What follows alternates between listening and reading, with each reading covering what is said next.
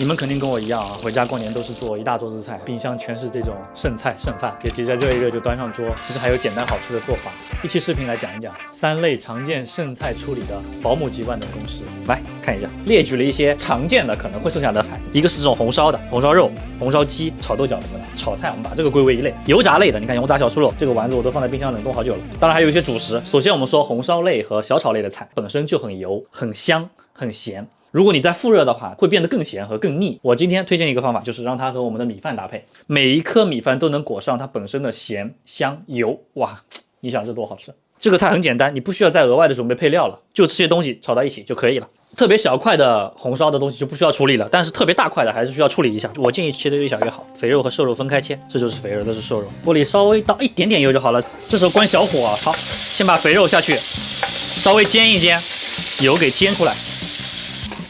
还是很多肥油的，看得出来吧？像卤肉饭一样，而且它很多油。下鸡蛋，哦，烫到身上了是吧？我也烫了一下。开大火把它炒香，下米饭。可以调味，也可以不调，因为本身猪肉就有咸味了。瘦肉放进去，这些剩菜都放进去啊。这还有点猪肉冻了。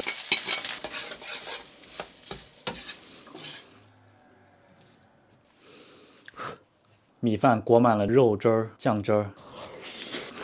太好吃了，我的妈呀，太好吃了！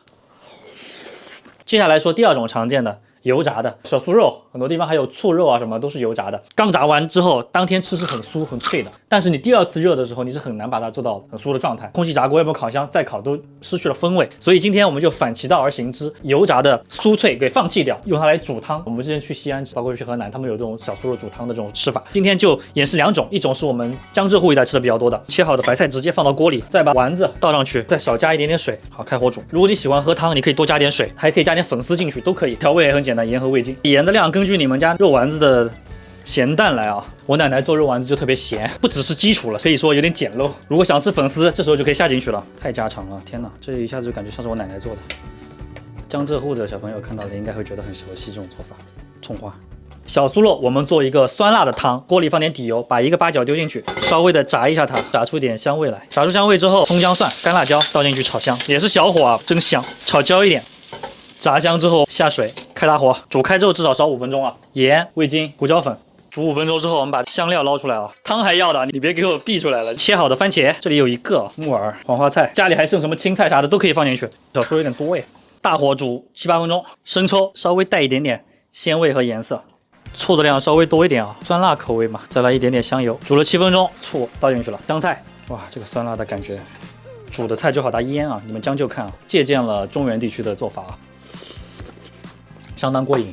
开胃解腻，这就是炸货处理的万能公式。我认为油炸的东西想要复炸复脆是很困难的，我推荐大家就把它做成汤，酸辣的，开胃解腻，清汤又很鲜，各有各的特色，你们完全可以根据自己当地的习惯了。接下来我们来做煎馄饨或者煎饺，因为这个煮过又放凉的，所以皮是很容易破的，处理的时候要稍微更注意一点。怕粘锅的话，我们就先把锅烧热，里面有油啊，这个油倒掉，这时候我就关小火了，新油倒进去是冷的，这个油要稍微多一点，因为太容易破了。饺子一定要是干的，不能破啊，一破它就出水，出水就容易粘锅，比较考验厨艺。我说实话，新手不推荐大家这么做。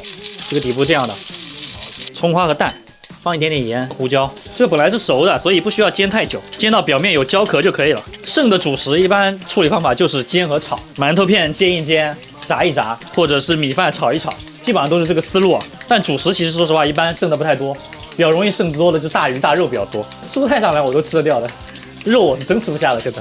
鸡蛋液打碎之后倒在这个缝隙之中啊，2个鸡蛋刚刚好，盖上锅盖，小火，焦焦的感觉。如果喜欢吃焦的，也可以再煎一下。这个就是我们的爆蛋馄饨。你看这个锅，只要你食材用的得当，方法得当，热锅冷油就完全不会有问题。怎么样，厉害不厉害？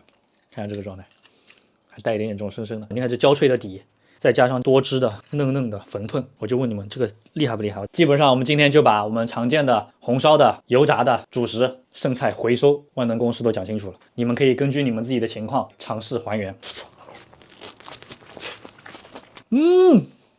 太完美了，好哥，点赞点赞，多快点赞！今天我们就录到这里，已经是新的一年了，祝大家新年快乐！